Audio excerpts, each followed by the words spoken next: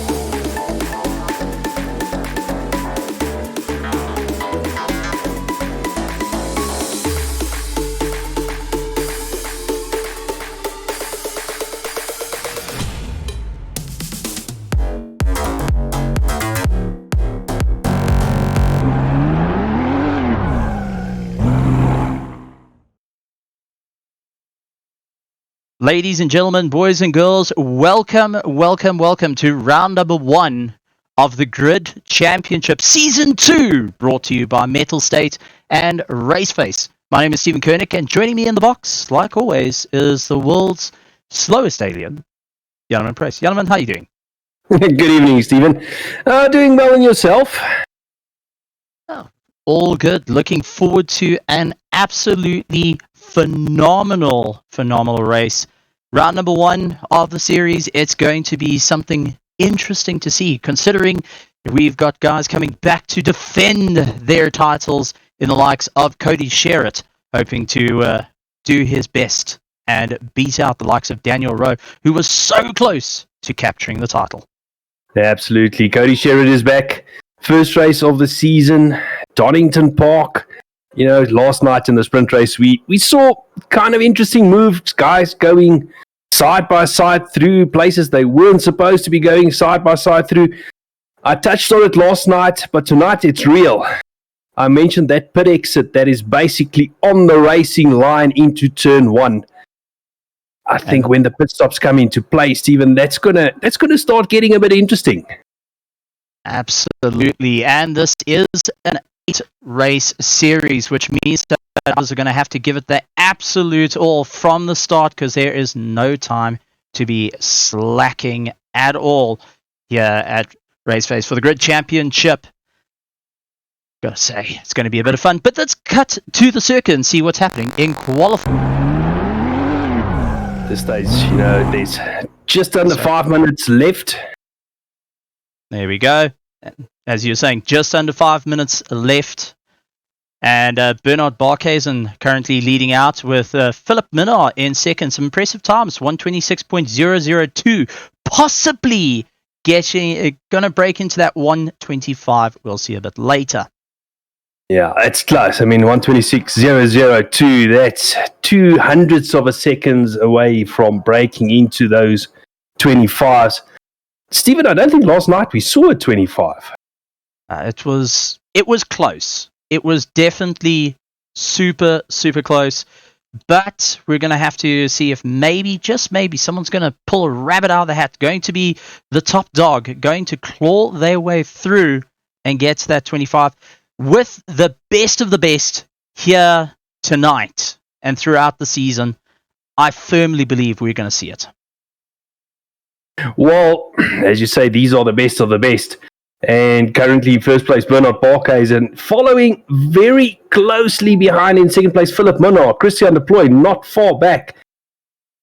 Stephen, I'm starting to look down, and it looks like the top 9, they separated by less than half of a second, basically 0.4 of a second. It's going to be super close. I feel that we're in for an absolute major race here tonight. What's going to happen? Nobody knows. How is it all going to work out? Well, it's anyone's guess at this point because of how incredible the racing is going to be. And I don't think we're going to be able to call the race, who's going to win the season, by just what we see tonight. I think we've got to have to keep an eye on the racing throughout the season. Going back onto season 1, we saw a huge amount of plays by every single person. So, where this is all going to turn out, I think we're going to see, come the last race, final lap, that's going to be the decider. That's going to tell us what's going on. As we see Bego Krobler running into the dirt, a couple of the guys just not able to get the cars underneath them, going all the way to the top. Absolutely, and we were speaking about it. Philip Minnaar, 1.5860. I was still trying to say that the top 12 was separated by 0.4 of a second, but Philip stepping up the game. Now the top 12 separated by just under 0.6 of a second. That's going to be an interesting one. And a couple of guys joining in on the YouTube side under RaceFace, and a couple of guys joining in from Metal State on Twitch. We've got actually Doe Herber, who's gone and popped out into the chat. Glad to see him. And Grant Sebastian saying, "Load shedding gang, unite." I feel you there. I feel you there. That's for certain. I assume Doe is cheering on his brother, who made it back into the Pro Division, Mr. Paul Gerber. There's going to be some big sports. I think we're going to see that all season. The guys are going to be going and cheering on their, pretty much their championship rivals and also their friends that are out on the circuit. Philip Minnaar currently in first place. Bernard Barkhuizen in second. Third place, Christian de Plooy, the man from ATK, going and having a bit of fun out there. Ryan Ottens in the Porsche. In fourth place, Bego Krobler in fifth place. Sixth place, Christopher Radloff, followed by Cody Sherritt, who's coming back to defend his title once again. Daniel Rowe in 8th place. 9th place is Henry Mayer. Gideon Rayner in 10th place, who is currently in the pits, as Tim the cameraman's getting tipped. There we go. Well done, Tim. Proud of you. Mac van der Merwe in 11th. Well, just losing out. Gideon Rayner actually dropping down. Henry Mayer taking 10th place. Daniel Rowe 9th. Gideon Rayner in 11th. 12th is Mac van der Merwe. Sujan Pillay from the Hybrid Academy racing team. Even though he's not in the livery of the Hybrid Academy, that is, he's just having a bit of fun there. So we're glad to see Mr. Pillay really putting on a show. Daniel Demetros Petro. Once again, we're going to unfortunately butcher this man's name. I don't think we have gotten it right just yet. We're going to try, though. Tian Ilof in 15th. 16th is Byron Kutsia. Justin Lotus in 17th position. Go for this one, Steve. And then we've got Loic Randabel in 18th place. Dean Kabasa in 19th. Tini Nkube in 20th. Jason McGregor 21st. Fleming Bauer in 22nd. 23rd, Issy Isterhaus. Paul Gerber in 24th. 25th, Andreas Radio. Christian Fenter 26th. Followed by Johan Kleinans, Cameron De Bastos, Nicholas Manuel, Daniel De Villiers in 30th, and 31st, Brandon Kruger. Whew, I've run out of breath there. We've got so many on the grid. I think you did better than me, or what I could have done. But qualifying is over. Guys are completing their last laps. I don't think at this stage, first, second, Steven, check those times. I just saw that. I mean, they are, at this stage, literally separated by 0.06 of a second, isn't that? I think we've just lost our co-commentator, and ESCOM taking into effect. Philip Minnaar doing a 125.8 as his quickest lap time. So getting into the 25s, Bernard Barkhuizen 125.9. So we're in for a great run here, ladies and gentlemen. Not to be missed. And who's going to be able to claw their way to victory? Well, we're about to find out, and it is going to be one epic run. So, my name is Stephen Koenig, and thank you for...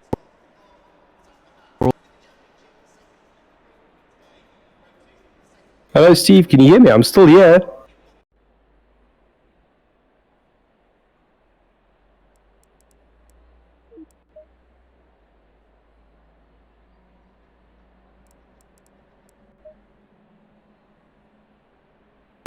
All right, it looks like we seem to have lost Yanuman. Let's see if No, I'm still here. I don't know if you can hear me.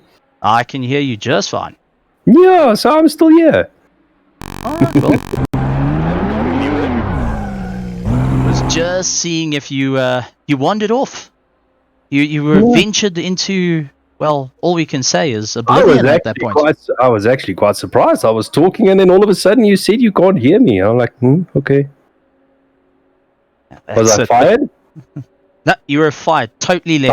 I was just server muted. There we go. Okay, that works. But Yanuman, take a look at this beautiful sight just ahead of us. 31 cars. Well, 30 cars are currently made. Unfortunately, one dropping off. But 30 cars lined up on the grid. 30 of the fastest in the country lined up for Season 2 of Metal State the Grid Championship, going for the prize pool, going to go and dominate, and looking to make a monster of an impact here for round number 1. And I have to say, one of the trickiest courses on Assetto Corsa Competizione. And that's actually what I want to get to now. 30 cars around Donington Park. It's going to be no joke. And we need to remember, this is not a sprint race like it was last night. And last night was, 21 cars, I think, total. So we're talking a lot more cars on the grid. This is a tight and twisty track. There's 1 or 2 blind corners. Sometimes, although we didn't see it last night, sometimes you need to play a little bit of follow the leader to line the person in front up for a pass. I don't know what we're going to see tonight. Maybe again side-by-side action through places that they're not supposed to go side-by-side through, but yet they do without any contact. That just shows you the class of these drivers. Stephen, I think we're in for a doozy for the first race of the season. And with only half a lap, which is essentially 2 corners to warm up your brakes and tires, this is going to be crazy. Just taking a look, we've got Raccoon Steps going and saying, why haven't I had this before? Because, my man, welcome to being a petrol head. This is RaceFace. This is Metal State. This is the Grid Championship. 3 servers completely full of close to 30, going 40 cars, all lining up right now. We're seeing the pros getting ready for action, and it is a mighty field out there. Can't wait to see what's going to happen. An hour and 20 minutes. 1 pit stop is going to need to be done to go and fill up the tank to get you to the end. 2 pit stops are mandatory, so it's one is just you have to stop, put 1 liter in the tank and get going. But these drivers are absolutely sending it off at the start. It does look like Morgan McCall's got a little bit of an issue, getting a little bit of bumping and barging. He's trying to keep it all together, lying in 5th place with Daniel Rowe ahead of him, Bego Krobler behind him, getting chased down by the Hybrid Academy. Christian Deploy up into 2nd place, hoping that he can keep up the tow around Philip Minnow, who is just starting to eke away a little bit at the moment as they go and get themselves all organized, really putting on the power. Ryan Otten's just putting a little bit of a wheel on the dirt, not having a fun time there, and just having to go play follow the leader. Nose to tail racing of note. Morgan McCall going side by side with Daniel Rowe and really trying to go late on the brakes. Daniel Rowe not giving him an inch though as they make their way through the chicane. You can see Morgan just giving him a light tap on the rear, saying, listen, I'm coming through whether you like it or not, buddy. I'm going to give you a hard time. Trying to go around the outside. Is he going to make it stick? The door's open for Bago. Cody Sherritt, the defending champion, also trying to make his way through as they go and literally barging their way around the circuit. There's no other way of saying it. But having said all that, Steve, what an absolutely amazingly clean first lap we've had. I mean, I'm looking back through the field and I literally can't find any incidents or any offs unless I missed something. I mean, we see Morgan running a little bit wide there. That's going to hurt his drive. And I think,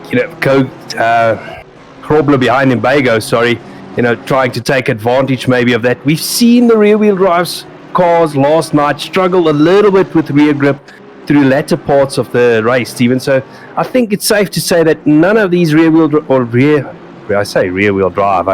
engine cars, sorry about that, I think none of them are going to try and make the end of the race on one set of tires. It's going to be a difficult one, in considering the nature of the circuit, with the change of camber, with how it's all impacts the car, front wheels, rear wheels, your inside wheel taking a massive hit. You're going over those curbs, and that can also start impacting the tires, start wearing them down a little bit more each and every time. Remember, Assetto Corsa Competizione has huge pride in their tire model, how they've developed it, and more points of contact is on the tire. So on the inside. Oh, but even getting caught up. That's Ryan Ottens at Capitals. Yeah, I think Ottens was through there as well. Yeah, Ryan Ottens going side by side. Cody going and returning the favor. A little bit bump and barge between the two. And looks like Bago trying to get back into that mix. Bago moving back up into 7th place. Ryan Ottens dropping a little bit back. Cody Sherritt really doing whatever he can at this point to get back onto the power, deciding the Honda is a little bit more advantageous on the BOP at this point, so he's happy with it, and he's going to try and keep the momentum going on as they fly through. You can see only 0.2 of a second separates Bago Krobler, Ryan Ottens, Cody Sherritt, and Christopher Radloff. Well, you got the likes of Henry Mayer starting to close in as well. So Henry Mayer starting to come into the play here. Christopher Radloff going and tailing behind Ryan Ottens, his teammate just ahead of him. Kilian Rayner looking to also get a little bit closer. He wants to join in the action. Mac van der Merwe and Tian Elof also involved in this fight. So, tight battles going on. You're going and pushing, you're shoving, you're making it all work. But how long can you last? Where does the strategy come in? Pit windows now open for you to go for it. 2 mandatory pit stops. Remember, they have to do it. Otherwise, they get penalized severely, and it's pretty much like not even racing. Take a look at Ryan Ottens, though. He has got that corner sorted out, making a clean pass over Bago Krobler, trying once again to go back at Cody Sherritt. So it seems like the Porsche a little bit more set up for the tighter corners. It's able to carry enough pace, and he's hoping that's going to help him all the way through. Yeah, well, in the early parts of the race, having a close look at that Porsche, it seems almost like he can get onto the brakes a lot later than the other cars into those slower corners, and that's how he capitalized there on Bago, setting his sights now on Cody in front of him, and he's not hanging back. I'm sure he's going to try and line Cody up for a pass in those final 2 corners come this lap. Stephen, talking about strategy, we saw last season guys doing, I want to say, weird and wonderful strategies. We saw them running tanks dry, pitting in the last 20 minutes of the race for the first time, really stretching it almost to 1 hour, 10 minutes as far as those tanks would go. On a track like this, I want to make a prediction, and I know I'm going to be horribly wrong, most probably. I don't think the guys are going to do that tonight with the tire wear we've seen in last night's race.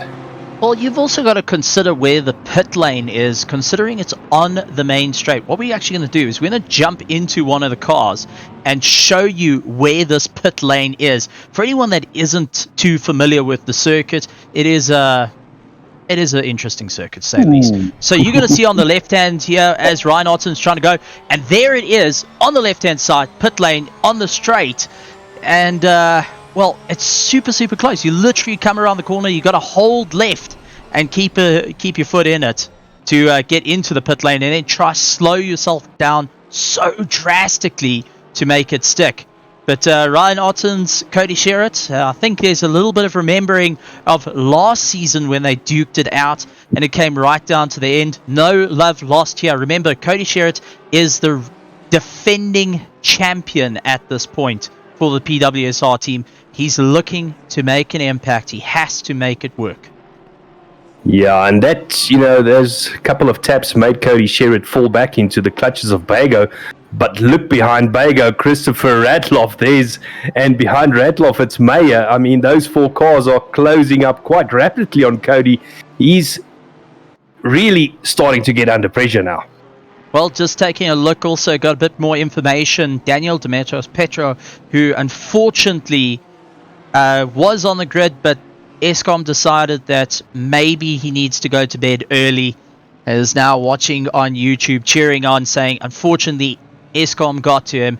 He's hoping to come back come round number 2. So positive outlook there, supporting his mates. And this is what I got to appreciate. You know, even when the going gets tough, you're going to stick it out. You're going to look at your mates and you're going to say, right, guys, it's time to show why we're the pros in the country. There we go. First of the pit stops going in. And let's actually try to find out. That is Tian Ilof that's dived into the pits.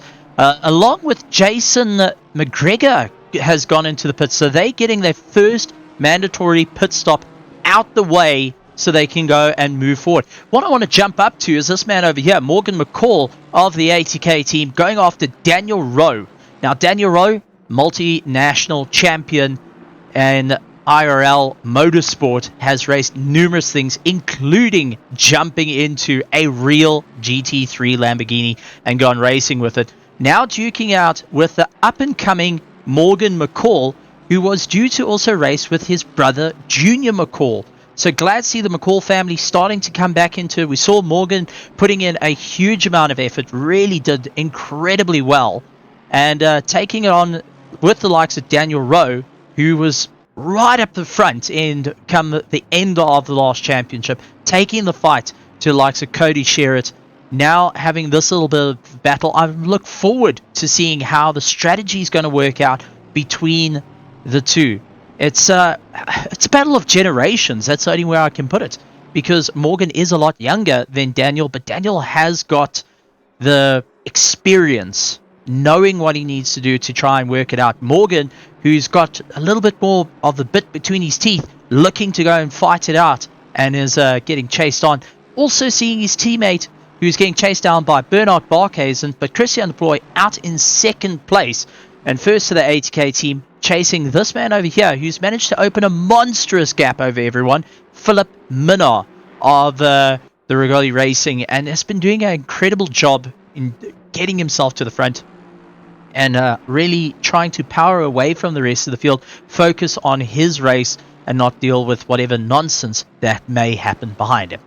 Yeah, absolutely. It's, Minnar is sitting pretty at this stage because the battles behind him between Deploy, Barkhuizen, Rowe, McCall, inevitably those battles are going to slow the cars down a bit. Lap times are going to take a bit of a knock, and that might allow Minnar to open that gap up even more. As yet again, we see that gap creeping up ever so slightly again. So, he must really take advantage of this while he can and open up that gap to bring it home later on in first place if he can. Still a long race to go, hour and 10 minutes. We haven't basically even started this race yet.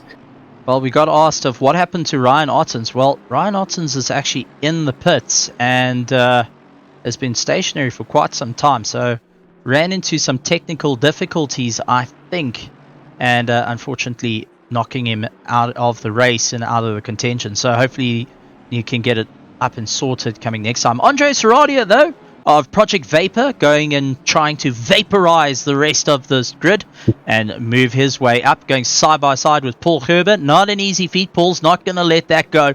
Trying to stick it up on the inside, really putting down the power, but Andre Saradio having to run on the outside, comes off the throttle, gets back into the toe, pulling himself along. While Fleming Bauer, a more of a newer name that we've seen in Pro for Team Tryhard, is trying to leg it away from fellow teammate Tryhard member of Paul Herbert of Team Tryhard Hot Stuff.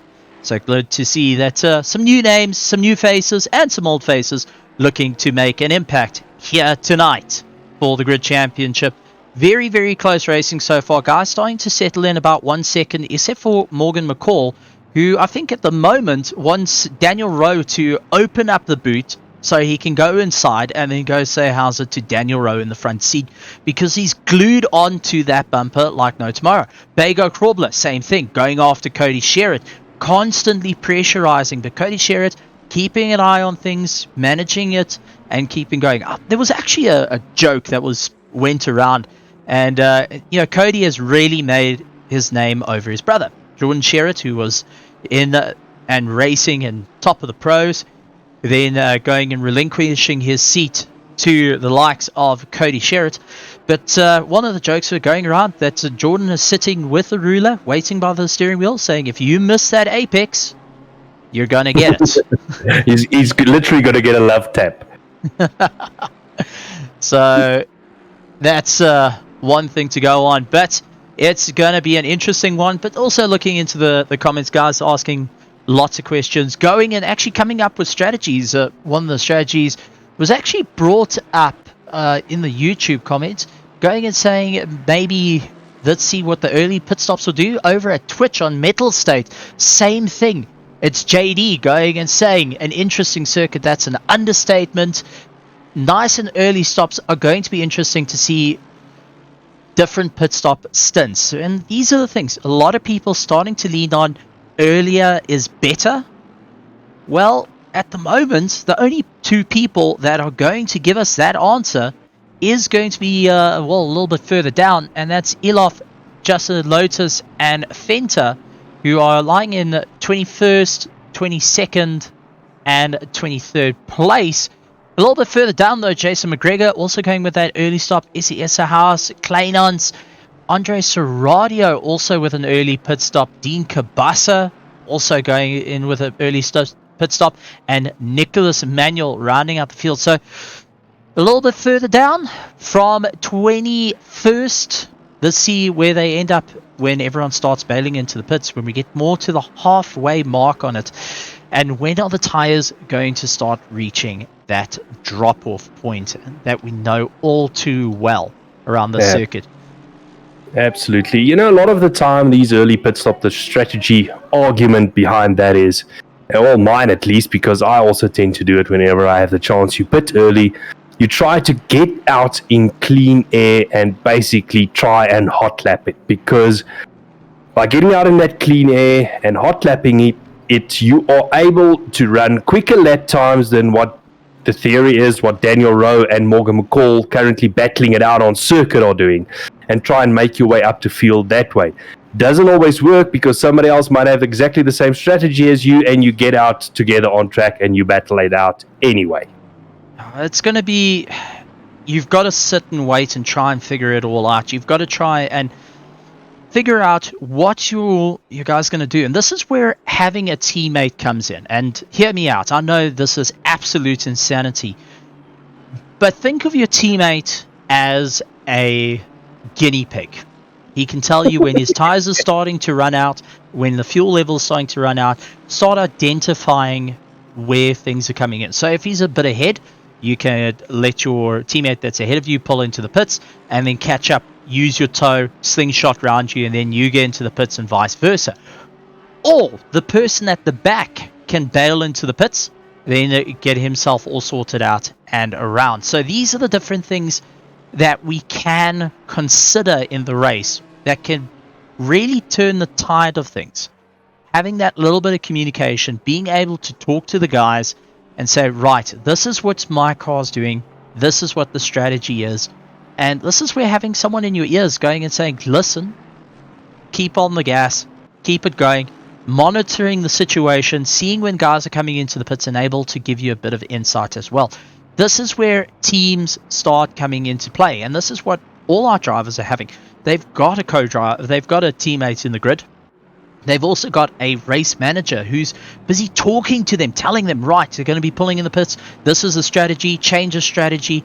All those little aspects, all those little bit of information is going to be fed through to all these drivers, to the drivers, trying to get one up on the competition and maximize the points for round number one.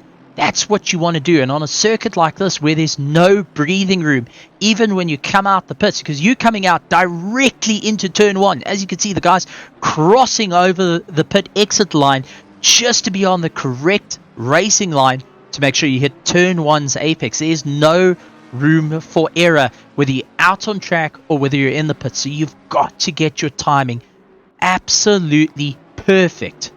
Otherwise, you're going to land up in a world of hurt. Yeah, absolutely. I mean, and you were talking about teammates, having somebody in your ears. Steven, it's not just about strategy pit stops. You know, as you would know, me and you talk a lot when we're racing together on track. It's letting the other person in your team know what's happening at another point in the track if you're not necessarily running together. I mean, the leading car can give the trailing car information of what's happening. So can the trailing car give the leading car information on what's happening if they're not running together like we currently see, Christian Deploy and Barkhuizen running behind them. But if your teammates are stretched out, that's valuable information you can have. Well, I just want to point out here that we've got Christian Deploy who's under some serious pressure. Bernard Barkhuizen of the KSR team pressurizing the ATK driver into hoping there will be a mistake. Bago Krobler actually getting around Cody Sherritt, and the two of them coming a little bit to blows with one another, but it does look like Bago is starting to open up that gap a little bit more. But this is another little bit of a sticky situation. Christian Deploy, lying in second place, can come off the gas to try and back Bernard Barkhuizen into Daniel Rowe, who's lying in third place, not too far behind, and his teammate lying in fifth. Back him up, get Daniel Rowe to start messing with him. You can then eventually try and see if your teammate can get round, or you can break away. These are little aspects that come into play as well. And how is it going to work? And also, you've got to remember, not too far back from them, we've got this battle, Bago Krobler and Cody Sherritt, who are duking it out. So, where do you go? Are you willing to take the risk of possibly getting off the gas to try and slow the guy enough that it doesn't become your problem? Or are you going to take the risk of just keeping it flat out, use the fuel, use the tires, and possibly land up with making a mistake trying to be faster than your competition? These are little aspects that every single one of the drivers have to do. Well, except for Philip Minnaar at this point, he's just open up. I mean, take a look at that 1.8 seconds lead. Yeah. He hasn't got any of those issues. No, he's walked away from it at this point. That's for certain. Well, the thing I want to say is, with an hour, let's call it an hour left in the race, I think it's still a little bit early to take risky moves at this stage. It's just, running that constant pace and trying to pump in those lap times.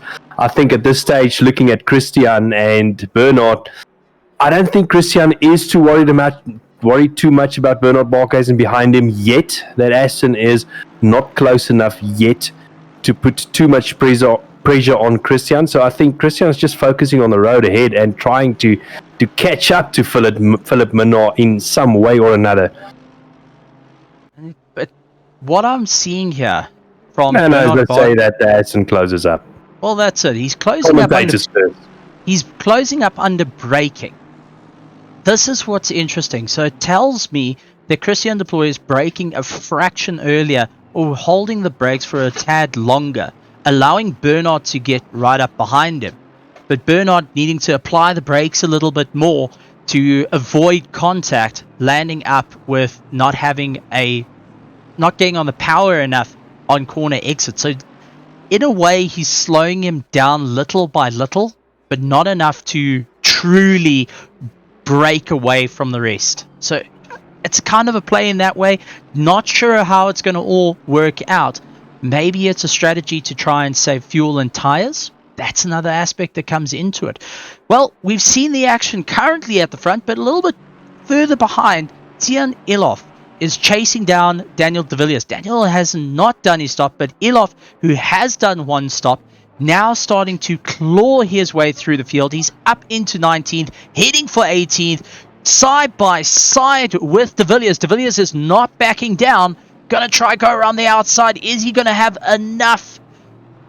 Both apexing, running wide. Gets on the power, still side by side. They are not... Oh, a little bit of bumping and barging there. Just elbow out touring car racing style. But on the marbles under braking, that is not going to help him out too much with grip.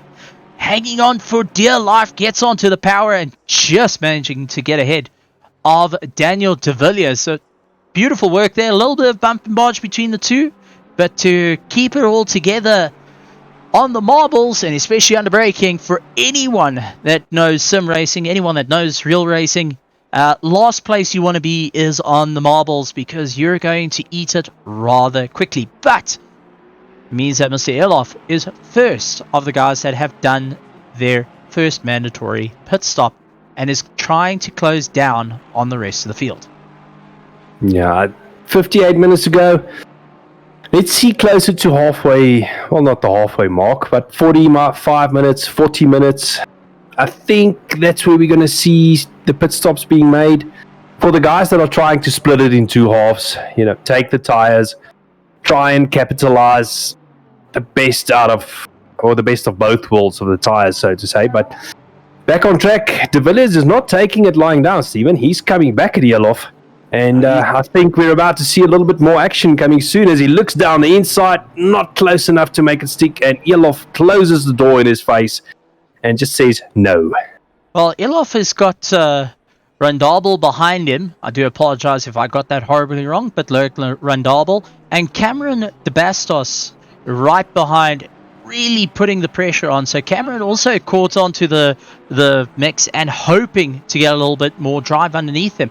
And going back up through the field again, Morgan McCall, Daniel Rowe still slugging out amongst each other. Bernard Barkhuizen and Christian Deploy still within about a second of one another. It does look like Christian's got a little bit more breathing room. His teammate, on the other hand, who is on an utter charge to try and get past Daniel Rowe, who has made that BMW 6 foot wide. You could see the flashing the lights saying, listen, I'm coming through.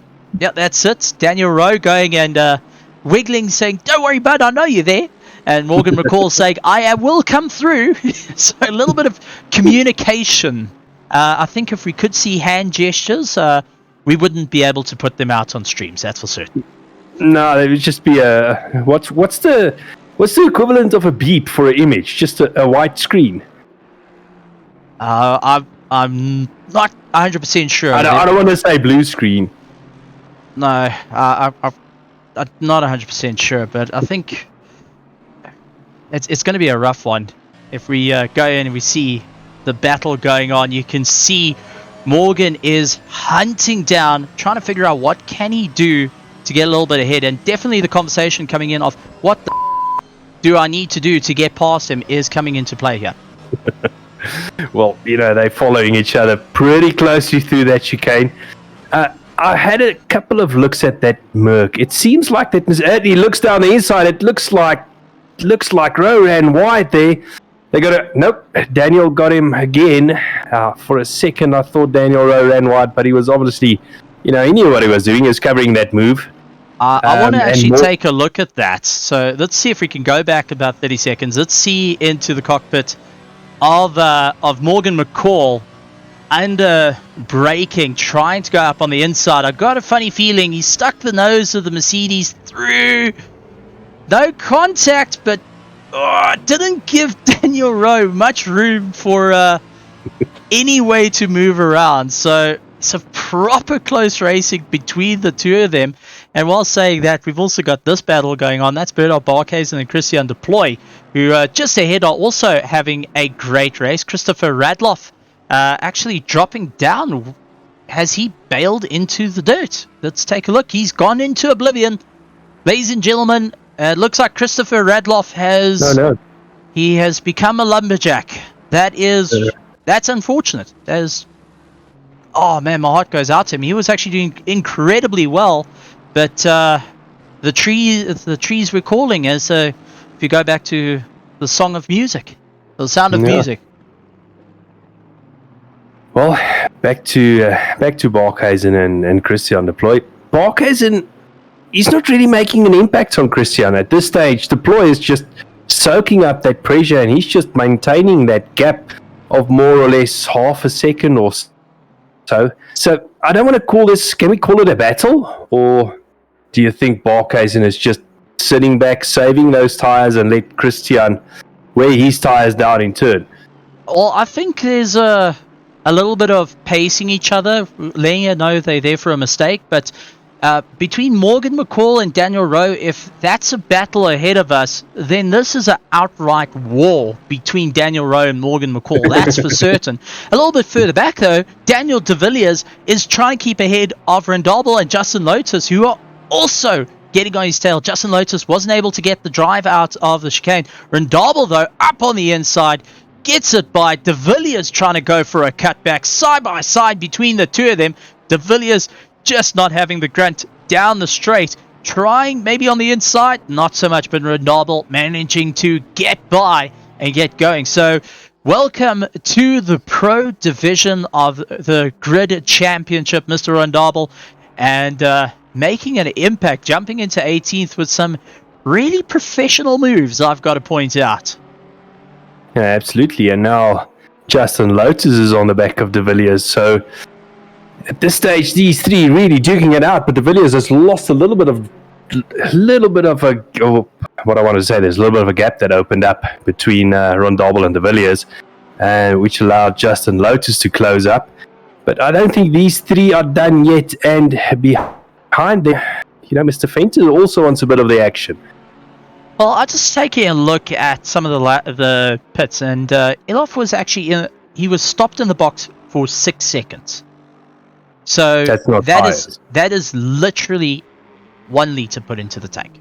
That's for certain. Rendable was stopped for about 62 seconds on my system here. Whoa, Justin Lotus losing it just as we were talking about it. See if we can go back and see what happened to Justin Lotus side by side with De Villiers. Contact between the two. De Villiers goes straight. Justin Lotus hooks it sideways, and not the way we wanted to see things. But the winner of the match there is Christian Fenter, who moved up to 19th position, seeing De Villiers and Justin Lotus having a problem. Jason McGregor also going and saying, thank you very much. I'll move forward there. And he is in the very classic colours. Good to see it. Of the Marlboro colours back on a Honda. I just want to point that out. That the hybrid Marlboro is back on a Honda. I think will be a few race drivers very proud, a few people feeling very nostalgic for more of open single-seater racing than GT racing, but something new I've got to point out, and well worth going and pointing out on the stream. Oh, absolutely. Mr. Pillay more in his traditional Fiat colours in that Ferrari, I must say. Still love the Fiat on the Ferrari. That's just to let you know that's affordable. Alright, first of the major pit stops though, and that is Morgan McCall dropping down into 11th place at the moment. So teammates out, he went into the pit, so Morgan's gone in. Looks like he stopped just a little bit, just to get that mandatory, 7.2 seconds, yes.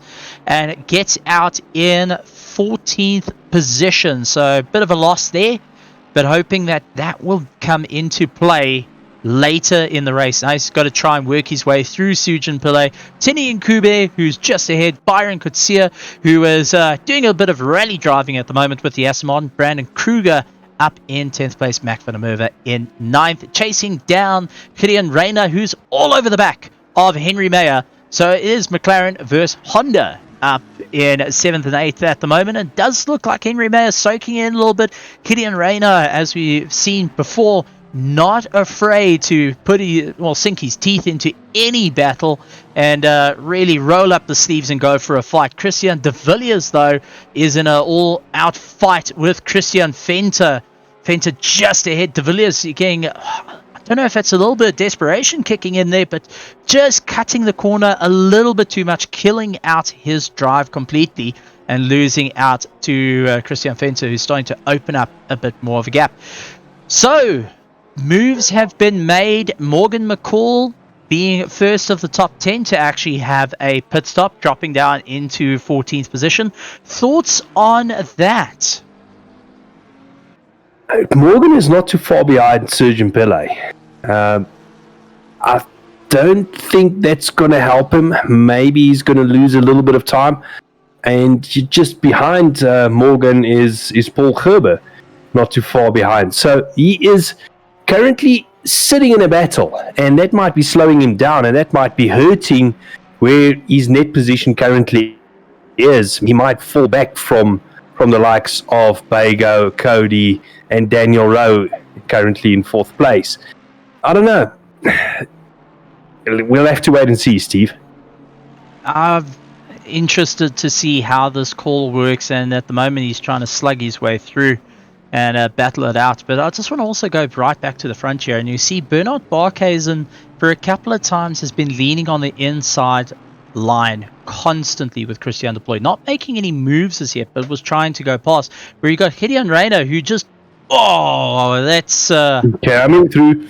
that was a bit elbows out, a bit of MMA fighting of note in that one. And it looks like Henry Mayer not suffering the damage, but you can be sure needing to go and readjust his mirror. Van der Merwe behind, going and looking to try and get involved in the fights as well. So, bit of a change there. Morgan McCall getting ahead of Sujin Pillay.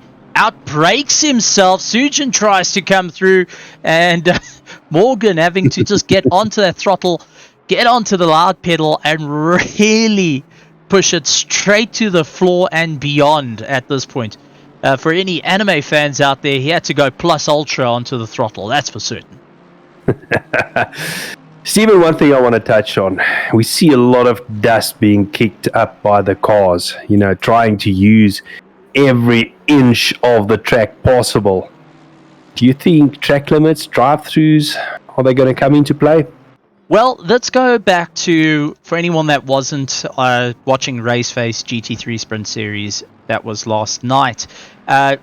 We did see one drive-through due to track limits, and that was because cutting the chicane was a problem.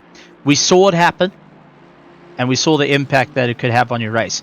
Now we're starting to get into that same realm. 46 minutes to go. You don't want to lose out anything at this point, and you don't want to land up with a problem. Barkhuizen in the pits. Yeah, Bernard Barkhuizen diving into the pits, 50 kilometers an hour, just in case you want to start aging properly. And he's going to be watching his relative and seeing the likes of Cody Sherritt coming by. And now got Gideon Reyna along with Henry Mayer, Mac van der Merwe, Brandon Kruger, Byron Coetzee. Now also Brian Coetzee, do apologize. Coming by in 11th place, Morgan McCall now looking to stomp past. So Bernard still waiting in the pits. And looks like a tire change. Yeah, he's sitting there for quite some time actually, and dropping down the order, gets going, but hearing the engines roaring by is not going to be his most exciting time at this point, and we'll have to really figure out where he can get by. Jason McGregor and Daniel de Villiers, who are deciding to go side by side. Let's see whether it's going to be Ferrari or Honda as they make their way through. Hard onto the brakes, trying to undercut him, just couldn't get the car to go underneath. Daniel de Villiers living to see another day. Justin Lotus in the BMW, just waiting in the wings, hoping to try and launch past, and you can see Jason McGregor around the outside again. Daniel de Villiers is not going to give him that inside line, not going to make it easy. Justin Lotus now getting into the mix of it and starting to put as much pressure on as possible to claw his way up through the field as well. These guys are a little bit further back. They are 22nd, 21st, and 20th at the moment.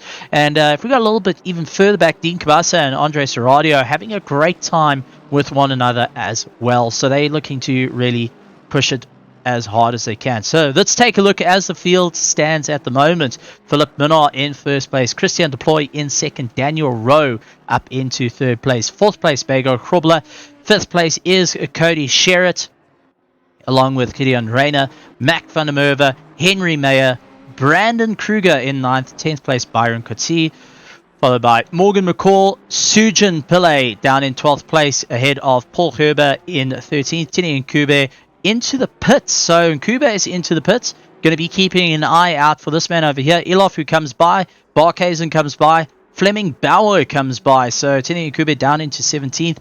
Loic Rendabel starting to get on the gas, and Christian Fenter diving into the pits. And you can see the angle they have to take to get into the pits is no easy feat. Ladies and gentlemen, you've really got to slow yourself down to just try and dive into the pits. So now we're starting to get into the world of one-stop strategies. Philip Minnaar, as we jump to him, bails into the pits. That's allowed Christian Deploy to keep going. Daniel Rowe is opting to stay out as well. Bego Krobler also keeping on the gas. He does not want to pull into the pits. So this is where it's going to get a little bit more interesting. Cody Sherritt, let's see. He's going to keep on the gas and keep going. So now is time a little bit further back. Gideon Reyna, Mac van der Merwe, and the likes of Henry Mayer. Are they going to keep going? Yes, they are, along with Byron Coetzee as well. So Lots of developments there, but also a big development coming into play. Morgan McCall, who remember was first of the top 10s to actually pull in the pits. He's chasing after the likes of Byron Kutsia. Brandon Kruger, I do apologize, was the one ahead. So Byron Kutsia having to battle it out against Morgan McCall. And Morgan is currently in a net first, but is battling to get past Mr. Kutsia, who is doing a phenomenal job in that Aston Martin to ensure the Mercedes can't get round. The Mercedes and the Aston both don't have the greatest of rotation compared to their mid-engine counterparts, but are not afraid to go over curves. That's going to help him. And Morgan getting the jump on Byron and forcing him out onto that dirty outside line. Yeah, Morgan just looked like the car was more hooked up there, and he was able to take that tighter line and take advantage of it. But don't forget, Stephen, Morgan has not taken tyres yet, so that might still be a thing in his second pit stop unless he feels he can get to the end of the race in one set of tyres. Don't know, around a track like this, an hour and 20 minutes for me is a long time on one set of tyres.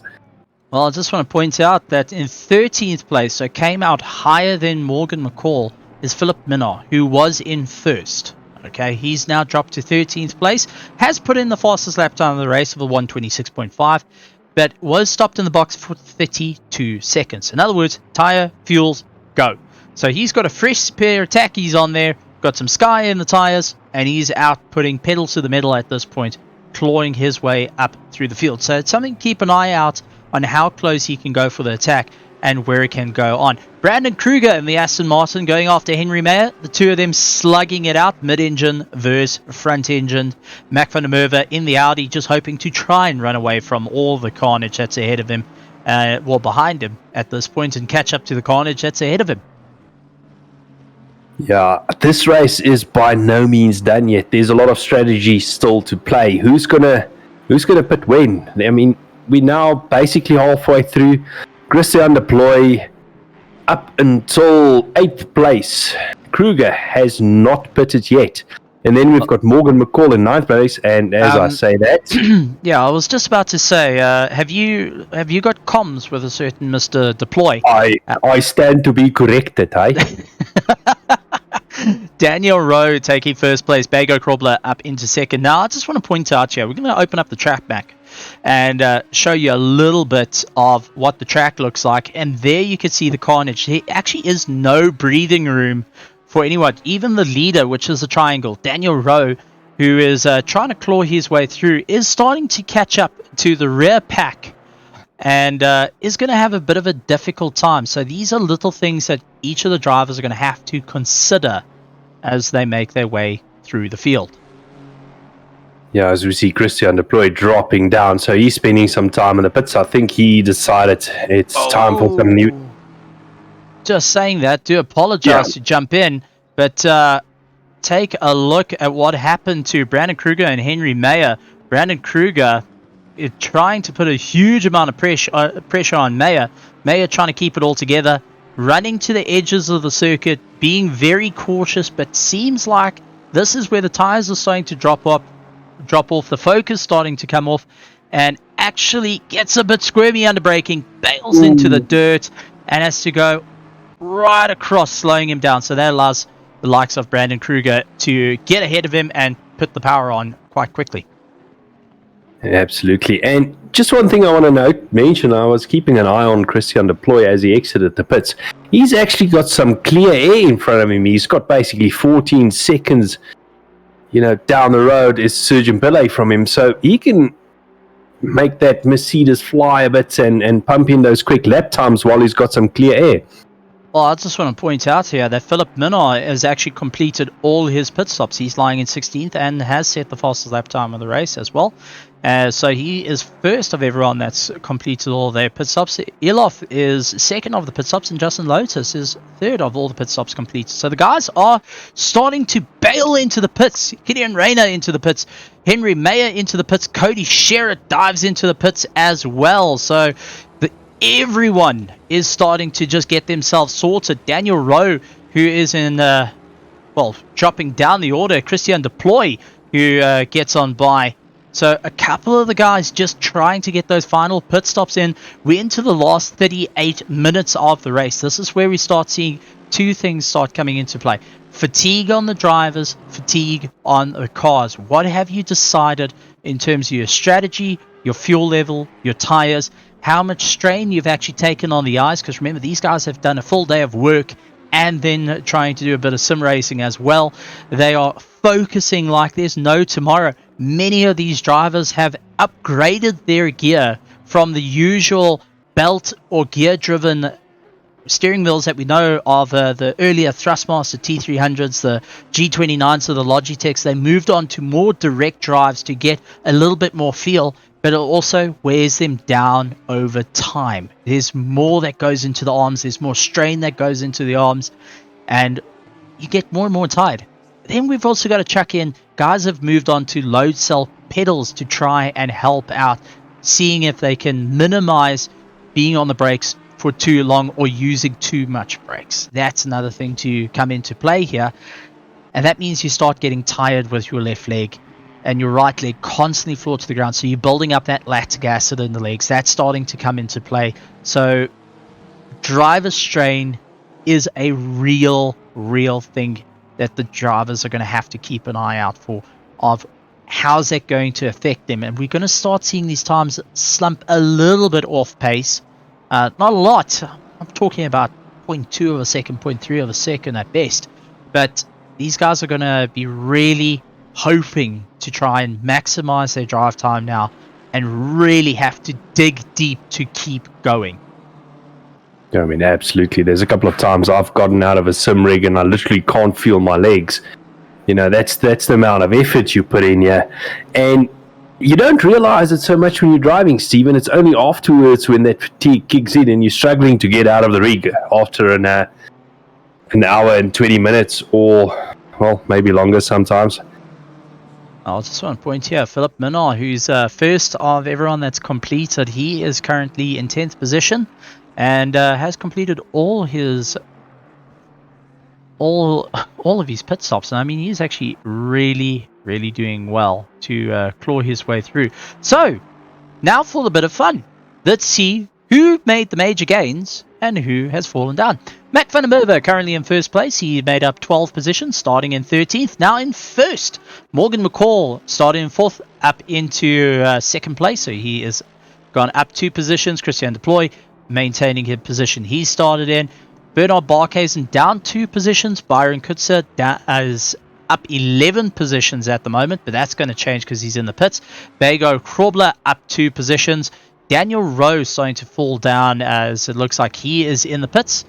So a lot of guys starting to get themselves reshuffled doing those final pit stops. And as we keep an eye on Daniel Rowe starting to make his way out of the pits. And I just want to show you how difficult this is where you come out on the circuit, literally into the corner.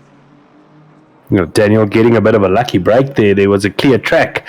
But other guys not so lucky. I mean, they were literally previously, I was keeping an eye on them. Some of them literally had to take form of evasive action because they were meeting each other at turn 1, coming out of the pits and cars on the pit straight.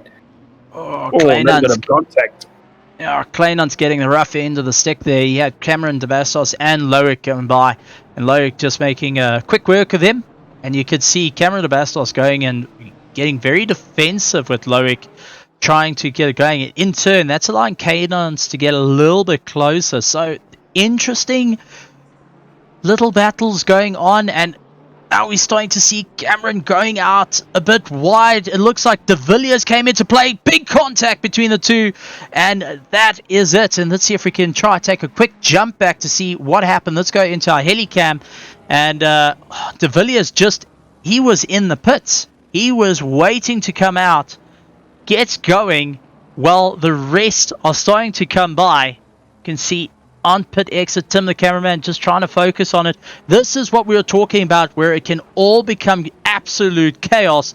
Turns in, and Loic just going in and a little bit too hard, clipping the rear, and unfortunately landing up with all of them going in a little bit of a spin. So Cameron de Bastos having a bit of a clean run there. Daniel de Villiers, a little bit of a rough run. And Loic, unfortunately, coming to blows with him now, looking to try and stomp past once again. Going to be who's later on the brakes. Loic decides he's not going to take the risk and follow his way through. And yeah, I don't know. It's a difficult situation. We were just talking about it. And it shows you how difficult this track truly is to deal with. Yeah, we were talking about that pit exit just a little while ago, and I was mentioning cars having to take evasive action, and it was unlucky, basically feeding into that traffic and into the action at turn 1. I just want to point out here, battle for position. Brandon Kruger, Daniel Rowe. Daniel Rowe saying, "Listen, I've done my pit stops, mate. You need to try and move out the way. You just please give me some room." But they are fighting for position. So Brandon Kruger has every right to be where he is and fight for it.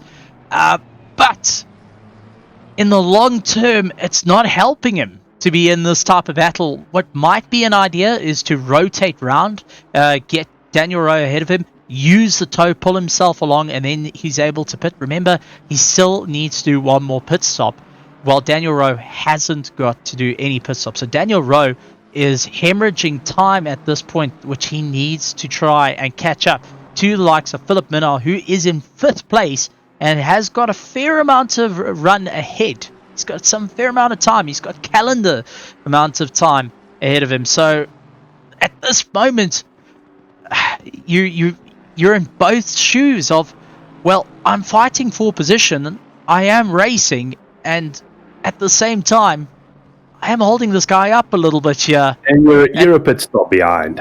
Yeah, it's a very difficult situation. Bego Krobler and Mac van der Merwe also doing battle as they starting to catch up to back markers. And there's Nicholas Manuel, who is forcing Bego to make a little bit of evasive action. Mac trying to come by. Take a look at Dean Kabasa. He's also getting pressurized. Dean just trying to keep it all together, saying, "Listen, guys, leave me out of the fight here. I've got Nicholas Manuel behind me. I don't want to deal with you guys." Well, yeah, Dean, things got a little bit tight there, but as you say, he's in his own race. He's just trying his utmost best to keep in front. Can't blame him for... Oh, and we've got a drive through. Morgan McCall. Oh, Morgan McCall scoring that drive through as he gets into the pits. And, oh, man. Heartbreaking. Robert Wentworth also called it on YouTube. It's almost an extra pit stop. Luckily, this pit lane is not like other tracks like Spa. So it is a little bit shorter. Well, I'm sure that Morgan didn't want to see a mirror full of Cody Sherritt of the PWSR team going right up behind him and saying, "Hi, my friend. Listen, you got to move out my way, please. I want to try and go for a win here and maximize points." So definitely a bit of a change there. Bego Krobler still going after Mac van der Merwe. Van der Merwe is not giving him much room. Does go out a little bit wide. Bego makes it stick. A little bit of a tap on the brakes. A cheeky little tap on the brakes as we saw the lights flare up. And just to try and settle the car, Mac van der Merwe putting the pressure on him. Take a look at as Dean Kabasa in behind. He's got Nicholas Manuel trailing him at this point. They are not letting go. They really want to try and duke it out. Sujin Pillay and Tian Ilof going and slugging it out. Henry Mayer now trying to come into the mix as well. So race started to heat up, but Philip Minnaar up in 5th place has completed all these pit stops. He's a happy camper at this point because his main thing is to race. Cody Sherritt! No. Cody Sherritt! I saw the drive-through. And the drive-through. I saw the drive-through. Let's take a look on the replay. What on earth happened to Mr. Sherritt? Getting going. He's trailing behind. Still managing to keep the momentum, though. Car a little bit upset. And that's probably where the drive-through came in. Taking a little bit too much curb. And that's cost him a little bit. Under braking, though. Oh, no brakes. There was no brakes there. Oh. Mechanical failure is ringing in my head at the moment. That brake pedal did not work. It's the only explanation. He's an utter pro. And to see that the car did not slow down. He did not slow down. That went dead straight. And that was interesting. And I'm trying to have a look. It doesn't look like he's on the server anymore. Possibly a disconnect that's probably come into play. But that's allowed Morgan McCall to get a run. Morgan did have a drive-through earlier in the race. And, he's able to keep going. But, oh man, that's heartbreaking. Cody was on a proper drive back, and it's not the way he wanted round 1 to start.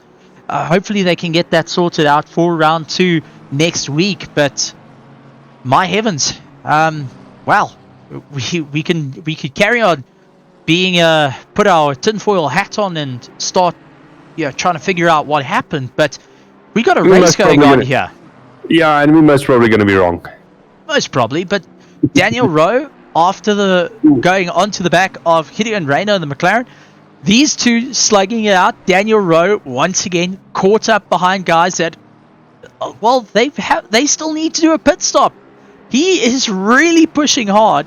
Gideon Rayner, who's going after Brandon Kruger, who's his actual race, if you work it out, is there.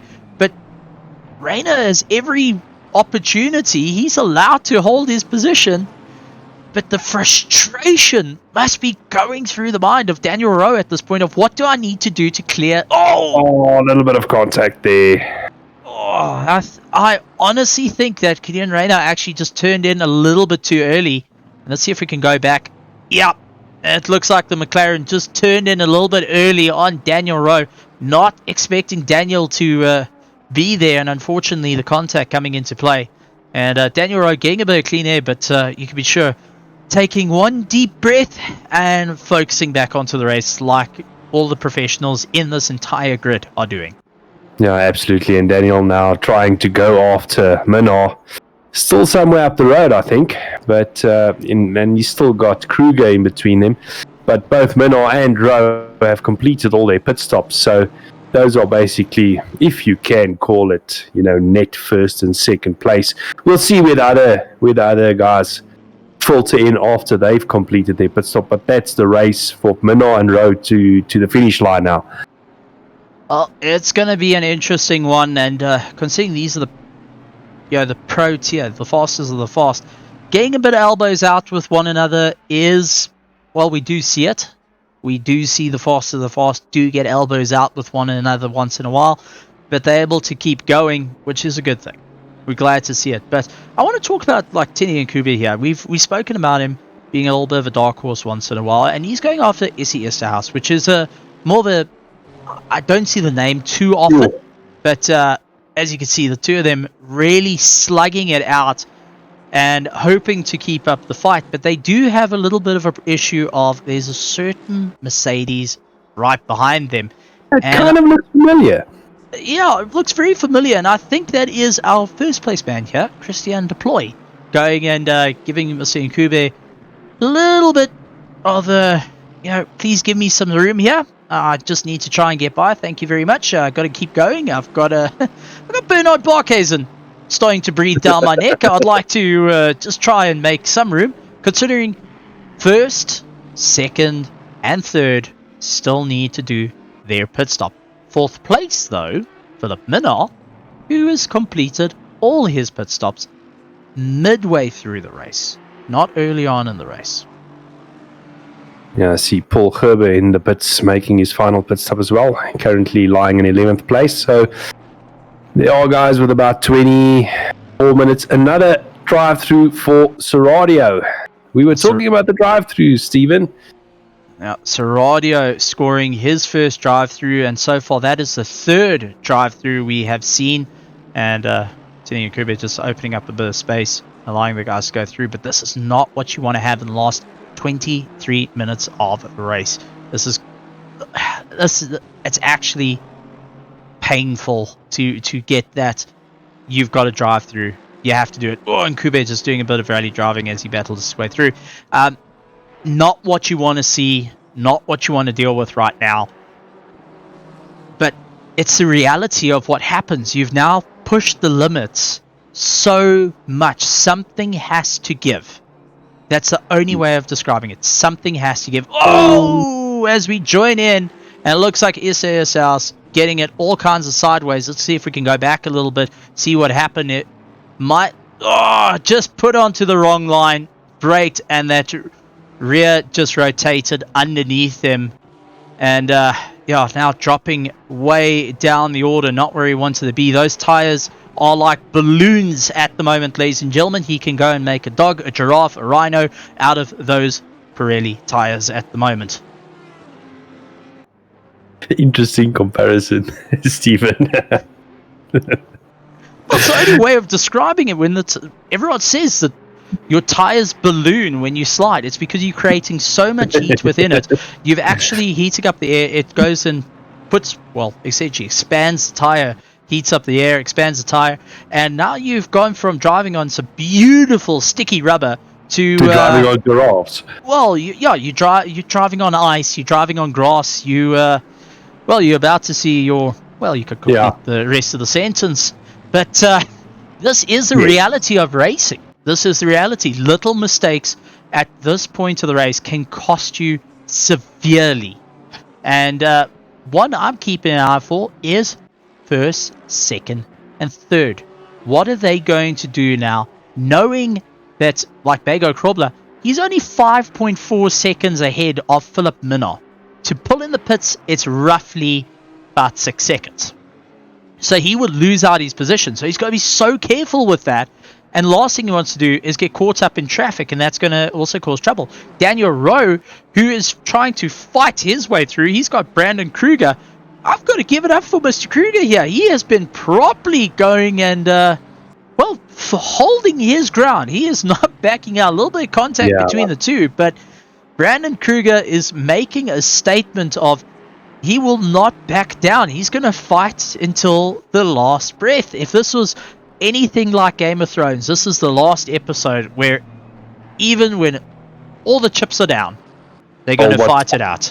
What Heinrich Revet said on stream, Kruger's playing the team game to keep Rowe off Barkhuizen. So there's some reason to the madness. There is a possibility to that. But we cannot truly say with certainty because, you can be keeping it off your teammate, or maybe it's an outright race. We don't know. We need to be in the car to find out what exactly is that reasoning. What is the point? What is the plan? Can't they give us access to team comms in the background that we could just find out what's going on? Listen, I haven't got the big red button for some of the usual sim racing banter that goes on. I don't have enough keys on the keyboard for that. Oh, Brandon Kruger going off into the dirt. Daniel Rowe saying thank you very much, and absolutely stomping past. Daniel Rowe making very quick work of it, and he's not hanging around. Daniel Rowe has got his foot absolutely planted at this point. He wants to try and get away from Brandon as much as possible. He knows Brandon can be a very, very big threat if he's closer out. So, interesting racing, and, we're not quite sure. This man over here, though, is hoping to see the podium. He's got the first three cars who have completed 41 laps of the circuit, going and slugging it out, hoping to keep up the momentum. Christian de Ploy up in first place, Bernard Barkhuizen in second, Bego Krobler in third place, Philip Minnaar in fourth. Fifth place is Mac van der Merwe, Daniel Rowe in sixth, Brandon Kruger in seventh. Eighth place, Byron Kutzer, followed by Morgan McCall, Gideon Reyna, Tian Elof, Henry Meyer, Sujan Pillay, Paul Gerber, Tinian Kube, Jan Kleinans, Justin Lotus, Loic Randabel. See, I can get the surname sort of right. Christian Venter, Essie Esterhaus, Dean Cabasa, Jason McGregor, Fleming Bauer, Andres Radio. Yeah, and that is Daniel de Villiers. Yeah, that's who I was actually heading down to. I was wondering why the name was running away from me. Nicholas Van Deel in 25th, Cameron de Bastos in 26th place, and 27th is Daniel de Villiers completing his drive through. And Well, all I can say is that brake pedal is definitely getting it at this point. 18 minutes to go. A couple of guys have still got a few pit stops to do. That's the point I was coming to. With 18 minutes to go, Stephen, I don't think Christian and so have done tyre pit stops. Do you think we're now coming to the time where they're just going to say, well, we're just going to hang on until the end and try and keep those lap times consistent and try and make up the time which the others lost changing tyres? Well, we know Philip Minnaar had a fresh set of tyres when he went in the first time. Second time he came out was 5.7 seconds. He's in 4th place. Ahead of him, Christian Deploy, he stopped for 32 seconds. That tells me there's fuel and tyres. Yes. Bernard Barkhuizen, 32 seconds. Bego Krobler, 36 seconds. So those are tyres. That's a definite on tyres. So that tells me it's taken a bit of strain. But they have been running quite some time on those pair of tactics. That's for certain. So the rubber is definitely worn out on them. And where it's going to all work out, where it's all going to play out, I don't know. It's going to be a close one. You know, there's lots of questions of how much have they preserved life into the tyres. A couple of guys wondering if Daniel Rowe has kept enough life into his tyres. He's going after Mac van der Merwe, who's a little bit further up the road on him, about 5.7 seconds. Daniel Rowe has been pushing hard to try and get by, so his tyres have taken a bit of strain. Christian Deploy has not slowed down. His best lap time was at 126.72, and his last lap time was at 126.74. So he has really not backed down. Bernard Barkhuizen, also, he's pushing as hard as he can and really keep it going. It looks like De Villiers was actually in the pits. So, yep, Daniel De Villiers who completing his final pit stop, as we saw in the last camera shot. There's, I don't know, if these guys have really been pushing it and sliding the cars around. You look at how loose the cars are when they make their way through. I think the better option is, let's take a look at Bernard Barkhuizen here, the KSR. Let's actually jump on board a little bit from his helmet cam. Yes, we have incorporated helmet cams. You can see the car has got a little tendency to slide as he makes his way through. So those rear tires just not working with him. He is battling a little bit of understeer, so he's trying to get that nose to work with him here into the chicane. You can see taking a little bit, it's just a little bit more in cornering. Those tires, I think, has taken a fair amount of beating as he goes hard on the brakes. Let's see. Yeah, I don't know. Hey, I think these tires are a bit worn out, and if his in-car view is to go by, they all starting to pick up a very nasty case of front-end understeer and maybe a bit of mid-corner acceleration oversteer. Yeah, that's what I wanted to say. It does look like there is a bit of a slide from the rear end on corner exit, so the rear tire is also starting to complain a bit. But 11 minutes to go to make your pit stop, or last pit stop, should I say. So the pit window is slowly but surely coming to a close. And at the moment, net first place is Philip Minnaar. He's keeping within earshot 3.4 seconds of Bego Krobler now. So Bego is watching behind him, waiting to see the Aston Martin. Philip Minnaar has got a couple of cars to get past, though. And as they look to be racing, and that's actually Loic Randabel, who is in a bit of a battle. He's trying to keep going. Well, just saying, yeah, thank you very much. You got past me. Now I need to go after Kleinans, who's the Honda bailing onto the dirt. And Kleinans getting overtaken, and now is Loic chasing him down. Justin Lotus, who's managed to get a little bit more breathing room ahead, starting to make a bit more of a run. But I just want to point out here, we're seeing another battle again. Daniel Rowe versus Brandon Kruger. Round number 2 coming into play. And I'm sure Daniel Rowe is not liking to see this Aston Martin waiting in the wings, waiting to get by. Teron Elof is also in a battle. He's going after Rayner, trying to go up on the inside. Couldn't make it stick. So guys are starting to get the battles again. Mic off. Yeah, well, 13 minutes or just under 14 minutes to go in the race. This is now action time, sprint race time. We're now making our way towards the finish line. it's now do or die time. Although we still got a couple of guys that need to make pit stops, but this is now when the racing is going to start happening towards the end of the race, making up those last couple of positions, as much as you can. And not a lot of time left now, Steven.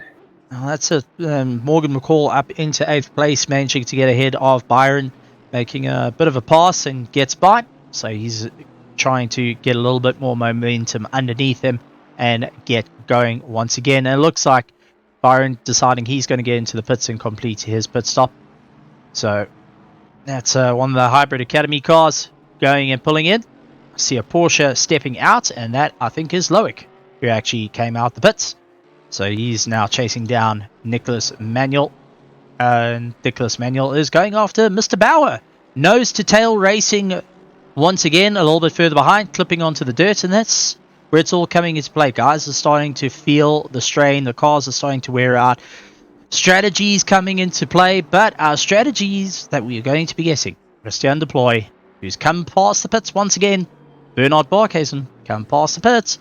Bago Krobler, who is making his way around the final corner. Will Bago pull into the pits? Because if he does, he's got Philip Minard to get round him. Philip Minard, as we can see, just coming by, launching it past, trying to get past one of the Ferraris. Blue flags waving, and managing just to get past into turn 1. Philip Minard 3.4 seconds behind Bago Krobler. At the moment, if I take a look at it, Christian Deploy is in the worst spot imaginable.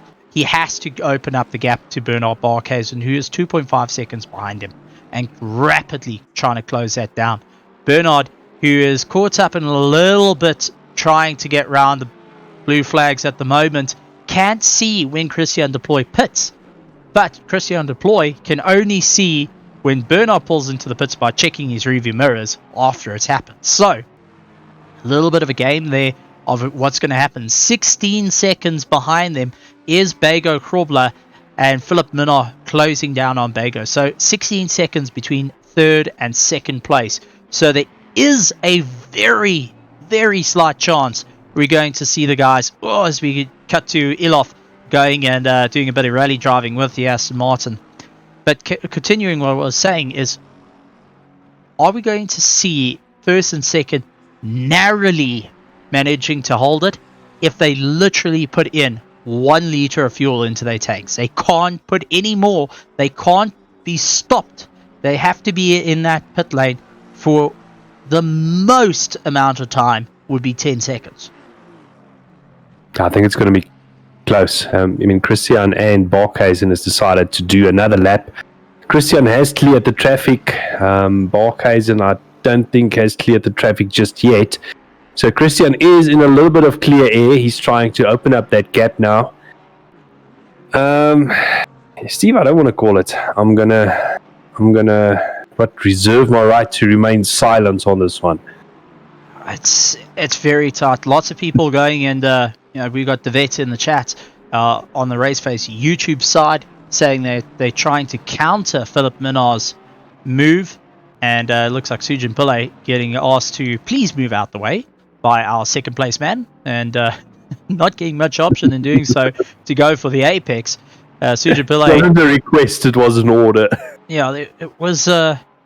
There wasn't a formal discussion there. That was a letter underneath the door with a big red sticker on it saying, "You will kindly move out the way." Sujin Pillay isn't fighting for position. He was actually holding back Bernard Barkhuizen a little bit. Well, now let's see how it all plays out. Ilof still going after Renner. This is our closest battle on circuit. 0.2 of a second for 9th and 10th place. So, strategies coming in. Everyone's watching. I can tell you, I'm watching the tower to see when that big pit sign comes over our 1st, 2nd, and 3rd and see where they end up. Philip Minard is closing down that gap, though, and this is where it's going to turn into, is it going to work? Is it not going to work? How is it going to end up? I mean, that's where it comes in. Daniel Rowe, he's going after Mac van der Merwe. He's 0.3 of a second behind, trying to make up time. How much life has he got left in the tyres? He's looking to try and do well for the championship, or the start of the championship. Morgan McCall up into 7th place as Brandon Kruger is in the pit. So Morgan McCall, who was actually one of the first of the top 10 to pit, now lying in 8th place. Not quite the way through the field he wanted to do, but he's trying to make it work. He's trying to make it work. So let's see how he's going to end up. But all eyes are on this man right here. Philip Minnaar, 3.1 seconds behind Bago Krobler. Barkhuizen in the pits. Okay, so Bernard Barkhuizen is now into the pits, ladies and gentlemen. This is time to stress out. Where's Bago? Bago making his way around the final corner. Bernard Barkhuizen still in the pits. Bago accelerating across the line. Bago's up into 2nd. Philip Minnaar, he bounces into 3rd place, and it does look like Bernard Barkhuizen's getting going, but I think too little, too late at this point, as we got Mac van der Merwe and Daniel Rowe starting to close down, but Bernard Barkhuizen managing to hold that 4th place right towards the last. So, interesting run. And I think, judging by that, it's going to be very close between Deploy and Barkhuizen and Rowe when he exits that pit. Just judging by that. You've also got to put out here that Bago's got to get into the pits. Remember, this is the thing. Bago's also got to get into the pits. He is on a lose-lose situation at this point. He's not going to be able to hold that 2nd place. Christian Deploy is 18.6 seconds. So if we go and take a look at Bernard Barkhuizen, he spent 23 seconds in the pits. 5.4 seconds stopped. Christian Deploy needs to really stomp on the gas. He needs to get into that 20-second range to be able to just get ahead. Make his pit stop. So he needs to pit the next lap. He can't go another lap. He needs to pit at the end of this lap. I don't know about you, ladies and gentlemen, but if we want to talk about nail-biting action, I think this is the only place you're going to get it. Bago Krobler bailing into the pits. Philip Minnaar coming by. So Philip Minnaar up into 2nd place, 21.6 seconds behind Christian Deploy. It is it. Now it is all eyes on 1st and 2nd. Has Minnaar done it to try and undercut the field? We're about to find out. 21 seconds. Ooh, it's got to be close. Oh, I can tell you, I am standing up right now. I am biting my nails. I'm on the edge of my seat. We talk about close action. We talk about, heart-pounding adrenaline action for a petrol head, for a sim racer, for anyone that's an enthusiast of car racing. This is what we love to see, where it comes down to strategy. It comes down to pace. No pressure, guys. One mistake, miss your pit box, brake a little bit too early, you got a problem.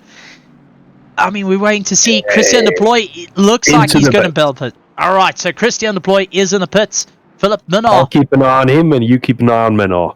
Okay, Minnaar around now, heading towards the final corner, getting on the gas, really absolutely flooring it at this point. One corner separates him and Christian Deploy. Christian still in the pits. Philip Minnaar coming across the line. Off the jack, on his way, approaching pit exit. This is going to be close. Minnaar gets ahead. Minnaar just gets ahead. Christian Deploy now needs to put the hammer down. He's got 4 minutes and 36 seconds. Ladies and gentlemen, boys and girls, welcome. We're off to the races, as this is now a race of note. If you want to see drivers starting to sweat, you want to see drivers starting to freak out, this is the way to see it. And I want to talk about these two over here, Gideon Rayner, and as I say that, guys, commentator's curse, just cutting in the wrong time there, I think. Let's actually go on board and see what happened. Just clipping the rear as Tian Elof just out braking himself into Gideon Rayner. So I was going to talk about how the two have been super close the whole race. Well, not anymore. Poor timing, Stephen. Poor timing. Get better. That's when we start hearing "get good scrub" coming in. And wow, I don't know about you. I am on the edge of my seat at the moment, trying to figure out one car into the dirt, trying to see who it is. Was that Christian Venter? No, was it SDS House? Maybe.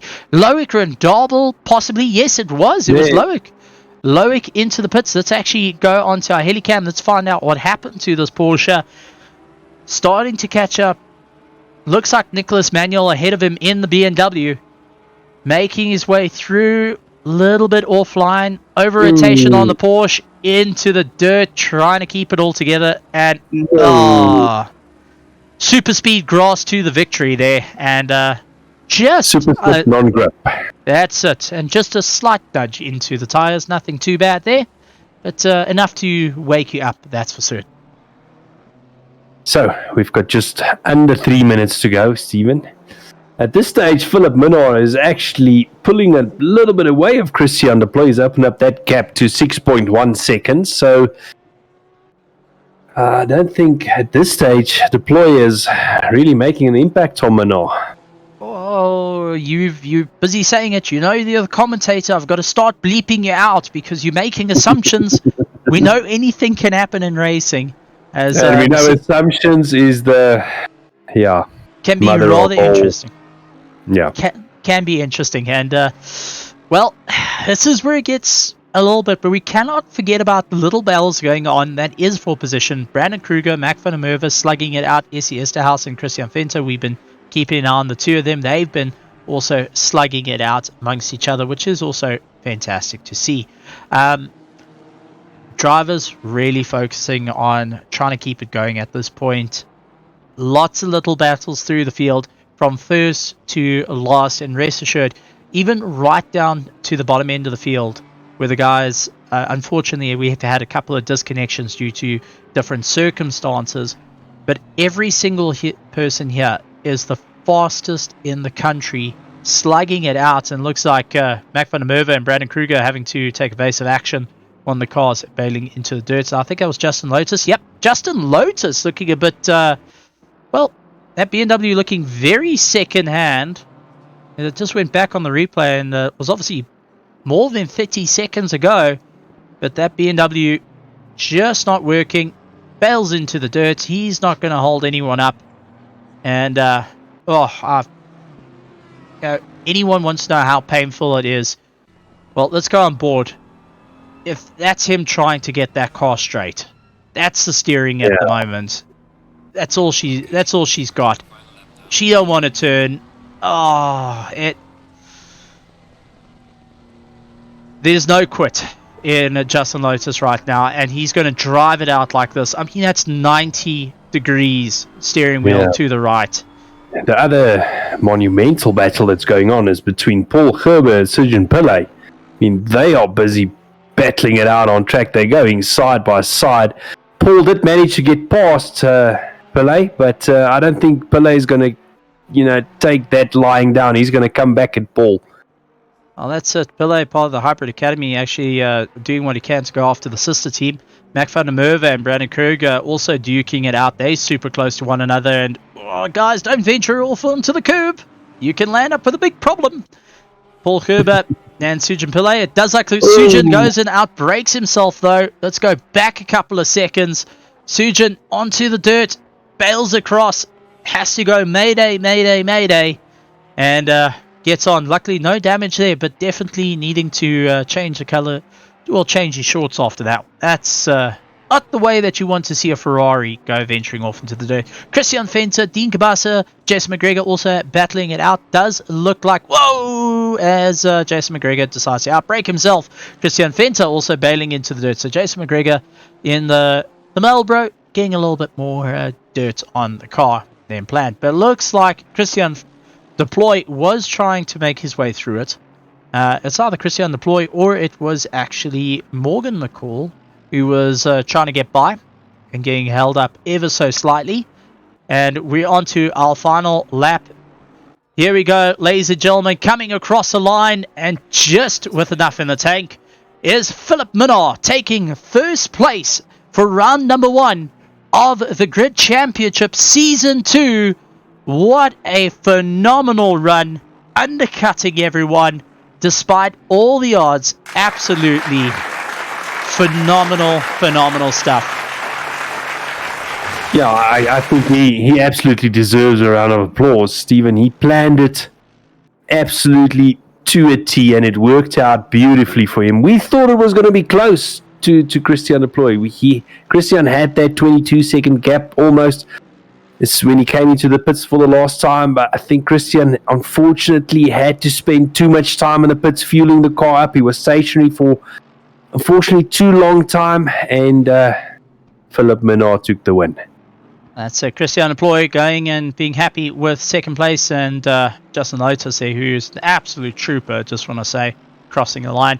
Bernard Barkhuizen taking third, Daniel Rowe in fourth place, Bagel Krobler in fifth, Morgan McCall in sixth place, Brandon Kruger in seventh, eighth place, Mac van der Merwe, Tian Olaf in ninth, 10th place, Gideon Rayner, Henry Mayer in 11th, 12th, Byron Couture, followed by Paul Herber, just keeping ahead of Sujan Pillay in the Ferrari.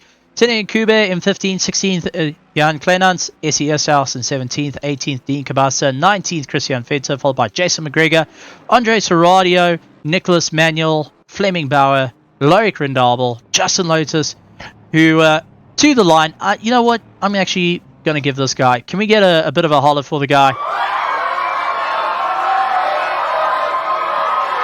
Coming across the line with the most destroyed car there is in the field. Oh, wow. You know he was in a race. No, that was absolutely incredible. Round number 1 done and dusted. Next up is going to be Brands Hatch. And, wow, I gotta say, it was just absolutely impressive what the guys were able to do. Janneman, thoughts on the race? Awesome race. You know, we saw some close battles up and down the field.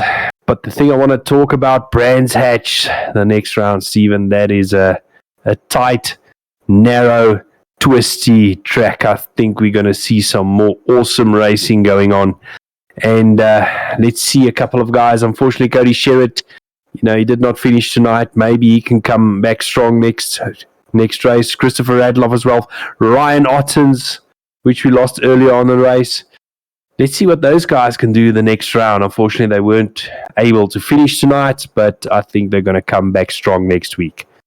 I think it's going to be incredible next week. We have got Brands Hatch for round number 2, very technical circuit in the UK. We're going to stay within the UK. Round 3 will be Watkins Glen, so we're going to go bowling the following week. But guys, ladies and gentlemen, boys and girls, kids of all ages, teens, tots, and everyone that was watching, thank you very much for joining us here at the Metal State, the Grid Championship Season 2, brought to you by Metal State and RaceFace. Big thank you to all our partners and sponsors for making this happen, and a big thank you to all the admin team and moderators who have been watching the chats on both YouTube and Twitch. Make sure if you're on Twitch, hit the follow button along with the bell to go and keep up to date with all the epic action that's happening on Metal State. Whether you like racing, soccer, first-person shooters, catch it all out on Metal State. And make sure if you're on YouTube, look up raceface.pro if you want to see all the action that contains 4 wheels and a whole lot of fun being a petrol head, sometimes a diesel if you like going that route. But we've got a lot to come. And well, big thank you to you, Janneman, for being in the box. Big thank you to everyone in the comments on both sides. We look forward to seeing you guys, and have a great evening. From myself, Janneman Price, and Stephen Koenig, we'll see you next week. Same time, same place. And make sure you share all the links with your family and friends. Do not miss this epic championship. Have a great evening, everybody. Good night, everyone.